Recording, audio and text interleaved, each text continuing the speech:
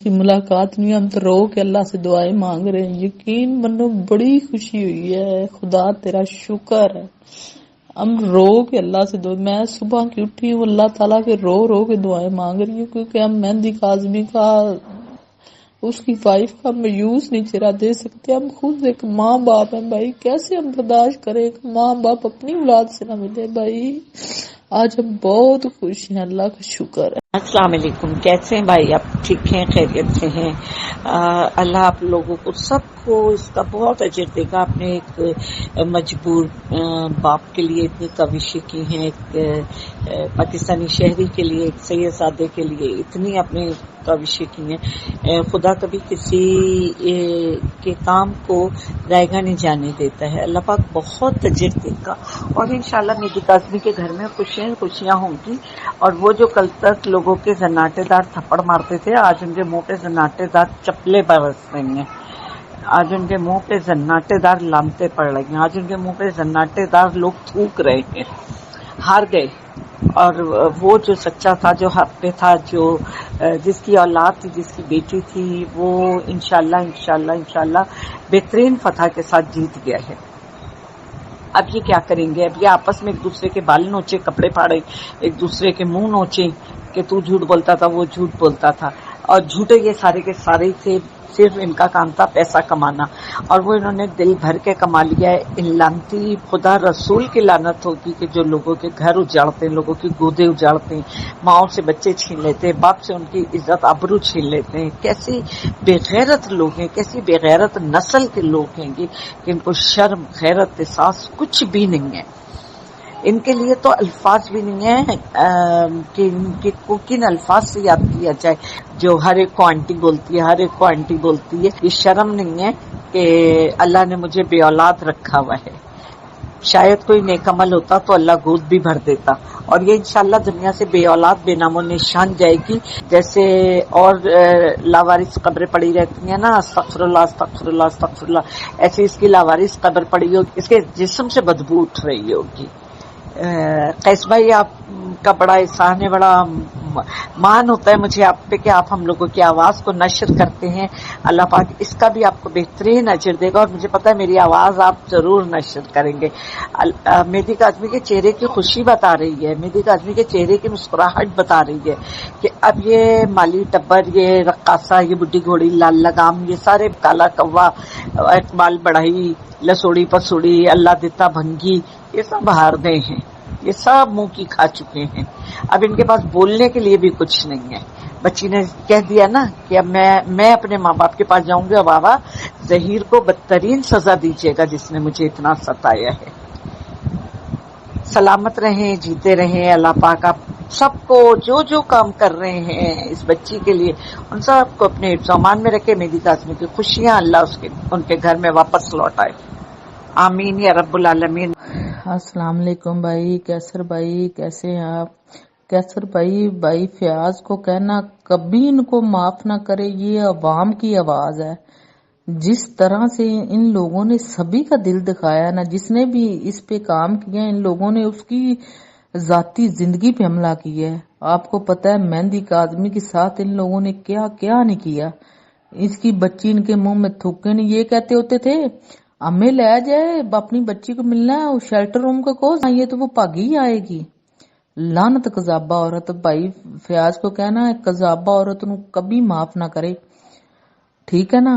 تو قذابہ چاہے جو مرضی کرے، یہ عوام پہ چھوڑے. عوام تو ان کو دیکھنا ہی بند کر گئی نا. عوام تو ان کا بیڑا خدا کرے گا غرق ہوئے گا انشاءاللہ. انسان نال کیتا ہے نا، ان کی بد دعا لگی ہے، ایک ماں کی ہائے ان کو لگی ہے. جس لوگوں نے ماں کا دل دکھایا، جس نے اس کی ممتا کو لکارا، وہ پھر کبھی سکھ نہیں پائیں گے. اب قذابہ کی باری. قذابہ نے کہا بھگت، اور قذابہ تیرا حال ویکھی اب دنیا دیکھے گی، ہمیں بھی ٹھنڈک پڑے گی. ان لوگوں نے عوام کو ذہنی مریض کیا ہے. ماں باپ کو تو یہی کیا ہے، اس لوگوں نے عوام کو ذہنی مریض کیا. جن لوگوں نے وہ دینے نہیں بدلے، جو ہم اس 7 مہینوں سے کیڑی جا رہے ہیں، کتنی ٹینشن میں جا رہے ہیں، ذہنی مریض ہو گئے ٹینشن لے کے قذابہ کی. تو قذابہ کہتی ہے ایک معافی جس کی معافی ہو جائے گی. قذابہ جتنا تم نے درد دیا قذابہ بھگتو. یہ تو قذابہ تو کہتی تھی یہ اس کا باپ 7 جنم لے کے بھی آئے گا نا تو اپنی بچی نہیں اس کو ملے گی، وہ اس کو دیکھنا نہیں پسند کرتی۔ تو وہ جو گٹر کے منہ والا ہے جعفری، جیسے گٹر کا ڈھکن کھل گیا ہے، وہ کہتا ہوتا وہ تو تھوکنا نہیں پسند کرتی، وہ ان کی شکل نہیں دیکھے گی، اور لعنت جو مر جو پرا صرف کھا کے جب بھائی وہ کو بلیچ کا انتظام کرنا تھا، یہ تو مر جانا چاہیے ان کو قسم سے۔ تھا کبھی وہ ماں باپ کے ملے گی میں وکالت چھوڑ دوں گا۔ صاحب السلام علیکم، میں روزانہ ہی تقریباً آپ کا سنتا ہوں جو آپ کی گفتگو ہوتی ہے۔ سر میں یہ کہنا چاہتا ہوں کہ ہمارے وکیلوں کو یہ بتائیں کہ سارا مسئلہ تو وہ جعلی نکاح کا ہے، ٹھیک ہے نا؟ تو مطلب کہ جعلی نکاح کے اوپر پہلے فیصلہ کروائے نا کہ بھائی جب بچی 18 سال کی ہے، مائنر ہے، اور اس کے نکاح کی کوئی حیثیت نہیں ہے۔ آرزو کا بھی کیس آ گیا، آرزو راجہ کا بھی، جب کیس آیا تو ہائی کورٹ نے فوری طور پر اس کا جو نکاح ہے نل اینڈ وائڈ قرار دی تھے، آپ کو یاد ہوگا کہ نہیں ہوگا۔ سب سے پہلے ہائی کورٹ نے اس کا نکاح جو تھا نل اینڈ وائڈ قرار دیا تھا کہ یہ مائنر بچی ہے اور یہ نکاح کی کوئی حیثیت نہیں ہے، ٹھیک ہے۔ اور پھر سلامت ہائی کورٹ کا فیصلہ، جسٹس ستار کا فیصلہ ہے کہ یہ جرم ہے، ٹھیک ہے، کوئی 18 سال سے کم کرتا ہے۔ تو ابھی مطلب کہ آپ اس طرف ہمارے وکیل کیوں نہیں جا رہے؟ ہم جو ہے نا وہ ایسے ہی ہے جیسے وہ مطلب کہ کنویں میں کتا مرا پڑا ہوا ہے، ٹھیک ہے، تو ہم اس میں پانی کی بالٹیاں نکالتے چلے جا رہے ہیں، کسی کے مشورے پہ پانی نکالتے، اتنی بالٹیاں، 100 بالٹیاں، 200 بالٹیاں، 500 بالٹیاں، تو کتے کو نہیں نکال رہے ہم لوگ، ٹھیک ہے نا؟ تو جس کے اوپر وہ کلیم کر رہے جی میرا نکاح، پہلے اس کا کیوں نہیں یہ ایشو حل کراتے؟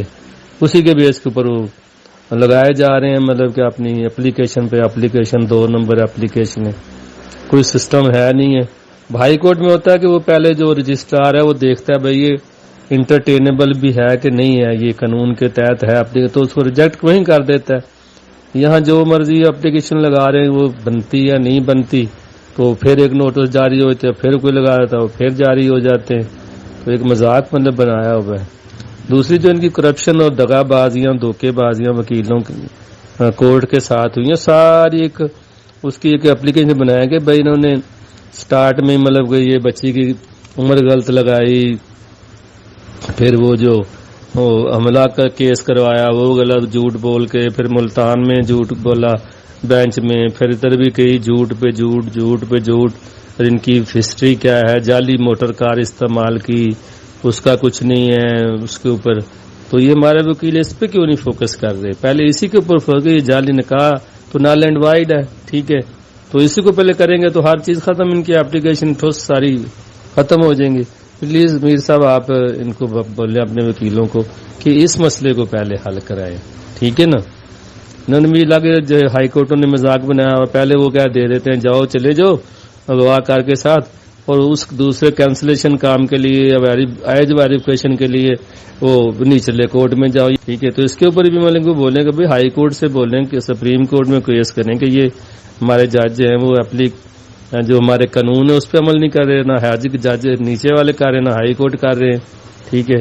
تو ان کو اس کی سزا ہونی چاہیے جو مطلب کہ ویریفیکیشن کے بغیر یہ جو مطلب کرتے ہیں، ٹھیک ہے سر، تھینک یو۔ السلام علیکم کیس بھائی، کیسے آپ کی میں نے ریکارڈنگ سنی تو وہ ٹھیک کہا آپ نے کہ آدمی انسان اپنے اندر بھی انجوائے کرے، اپنے آپ سے بیٹھ کے باتیں کرے، اور ایسا ہونا چاہیے کہ انسان تھوڑے سے گھر کے سارے معاملات چھوڑ کے کبھی اکیلا بیٹھے، اپنے آپ سے باتیں کرے، رشتے داروں سے کرے، انجوائے کرے۔ لیکن اتنا جو ہے نا زندگی نے مصروف کر دیا ہر کسی کو، اتنے مسئلے مسائل معاملات پیدا ہو گئے کہ بس ہر انسان جی سمجھ لو ہر دوسرا شخص ہی کہتا ہے کہ ہم نفسیاتی ہو گئے۔ تو یہ کہ مجھے بہت اچھا لگا جب میں نے سنا تھا، جب آپ نے بات کی، بہت اچھی بات کی، ہم بھی کوشش کریں گے اس طرح کرنے کی انشاءاللہ۔ السلام علیکم کیس بھائی، کیسے ہیں آپ؟ میری طرف سے آپ کو بہت بہت مبارک ہو کہ آپ نے اب سب سے پہلے اپنے چینل میں حق کے لیے آواز اٹھائی اور اس کیس پر توجہ دی، اور اس کیس کی آواز بنے رہے آپ، اور آپ نے دعا کی، اور ان تمام یوٹیوب پر بہن بھائیوں کا بہت بہت شکریہ ادا کرتی ہوں، مبارکباد دیتی ہوں کہ جنہوں نے حق کے لیے آواز اٹھائی، اور خاص طور پر میں ان وکلاء کو جنہوں نے اس کیس پر دل و جان دن رات ایک کیا ایمانداری سے ورکنگ کی، اور میں خصوصی طور پر مہندی بھائی کو اور